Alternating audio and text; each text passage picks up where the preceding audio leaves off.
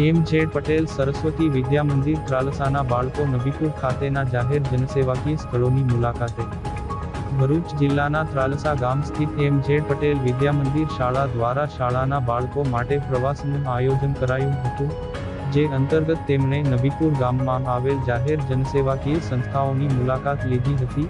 આ બાળકોએ નબીપુર ગામ સ્થિત bank of Baroda, Nabipur police station, Nabipur post office અને નબીપુર સાર્વજનિક હોસ્પિટલની મુલાકાત લીધી હતી. આ પ્રવાસમાં શાળાના 80 જેટલા બાળકો જોડાયા હતા અને તેમની સાથે તેમની શાળાના શિક્ષકગણ પણ હતા. આ મુલાકાતથી બાળકોને સેવાકીય સંસ્થાનોની પ્રાથમિક માહિતીઓ પૂરી પાડવામાં આવી હતી.